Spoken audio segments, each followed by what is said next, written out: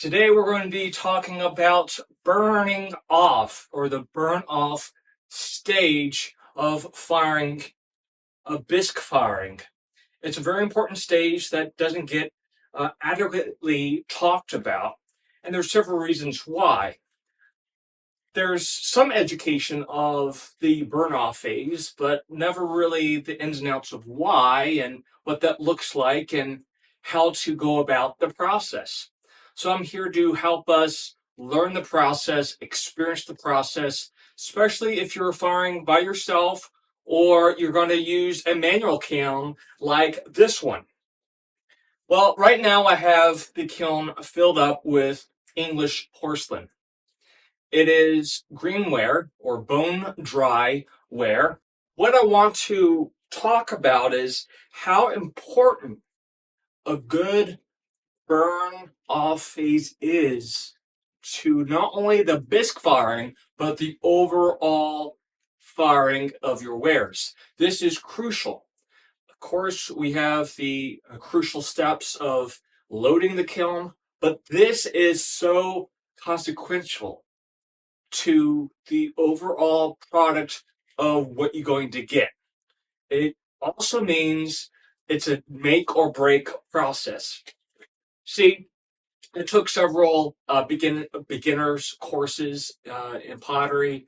I explored firing by myself, a lot of different mistakes, and then I found out that people were making the same mistakes and they didn't really know why. Well, I found out why. So let's talk about burn off stage. Burning off is exactly what its suggestion. It's to burn off any moisture, any chemicals, any elements and gases that might be trapped or present within the clay. Now, most of us, we already know that it's good to what? Leave the lid open, the blowholes open for the birdies, to make sure that all the moisture, the evaporation can escape, because we don't want moisture in our wares, because and then it will what? Cook, and steam will make the pots bust. But a burn off stage is not just to evaporate moisture. It's to also burn off, like I said, those elements and those gases present within the clays. Now, this is really important because although you might evaporate most of your moisture inside the clay, it's the gases and the elements that's trapped in the clay itself that will actually create some type of residue, and it will coat, yes, coat your elements. What happens when it coats your elements? It becomes fragile, it becomes brittle, and that's why many people keep on having to replace their elements, their kiln elements, is because they're not doing a proper burning off phase. It's just as important in the glazewares that we're going to fire in our second round. Yes, it's chemicals and it's a lot of earthenware, so you're going to even smell that. So you're more mindful of it in the second firing, but it's just as crucial in the first. So I have everything loaded up properly. I have my peepholes, or blowhole as they would say in the 1800s. And what I did was I made some wedges out of some refractory brick, and I'm placing them on either side.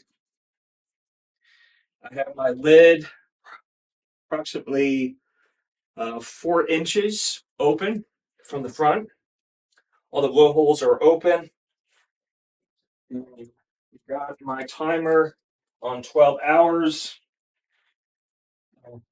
Engage timer. Okay, so now the elements are charged. And first we're going to work from the bottom.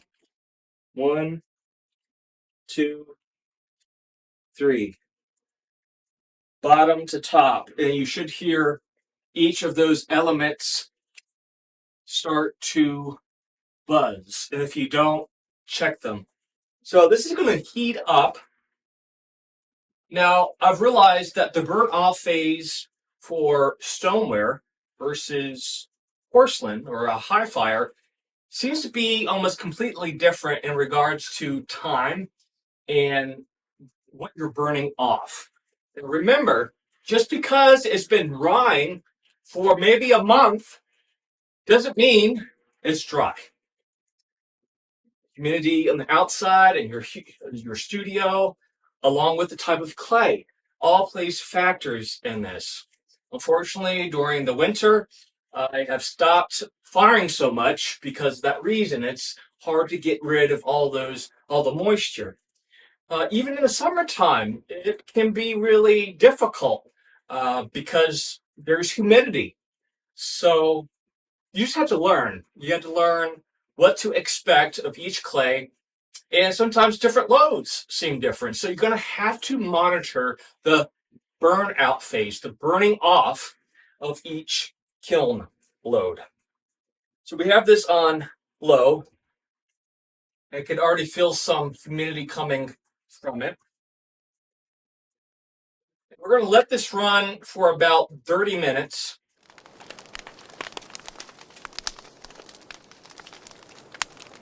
That's hot. So what we're going to do is we're going to take two of our birdies here, and we're going to plug up one section, which is the middle section.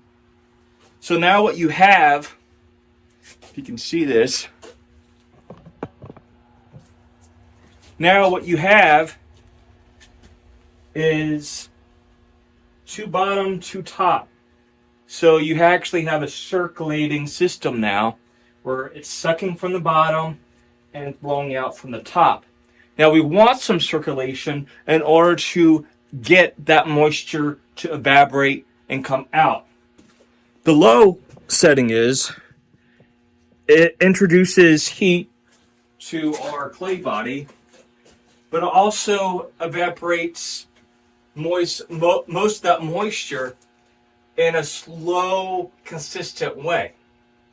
If we don't do it in a slow, consistent way, we're going to get that steam, and that steam will actually burst and crack our vessels. Now, I can guarantee you that a lot of my vases have some probably small, but some air bubbles in it because I often wedge from the wheel head by doing the coning, and sometimes I don't get everything out. So I've never had a problem since I've done a thorough burn out or burning off phase.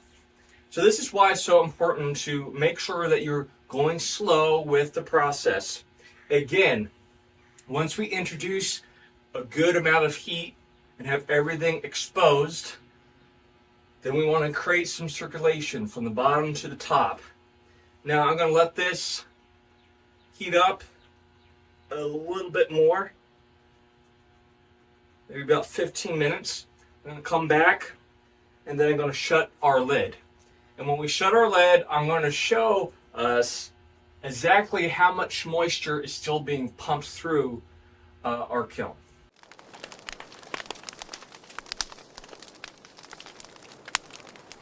Okay, so I'm back out here after another 15 minutes, so it's been a total of 45 minutes. Now I'm going to shut the lid with I buy welding gloves, just straight leather. Really nice, especially for the larger kilns.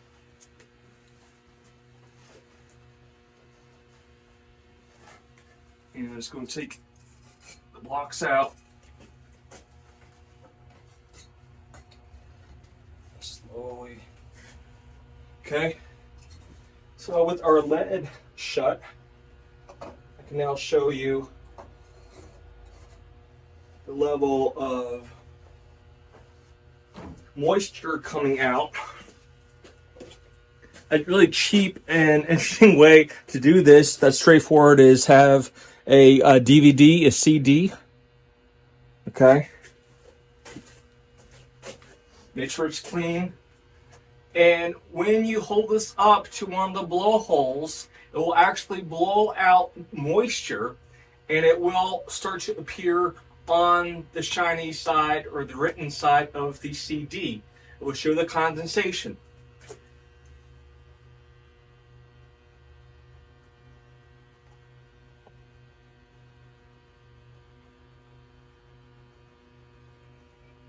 Okay, right now I'm not seeing any condensation, which is good.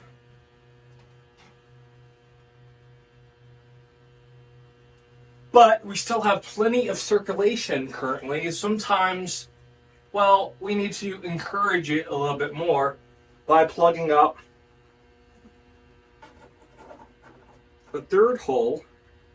And this time, we're keeping only the top hole open. So all the other plugs is closed except the bottom two and the top one.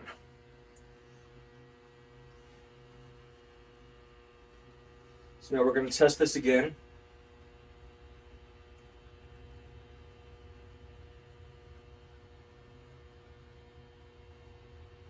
Okay, so we're actually getting moisture out from the blowhole now. So we wait. Okay, now we have no moisture, which is great. So now we're going to turn our next section up on medium.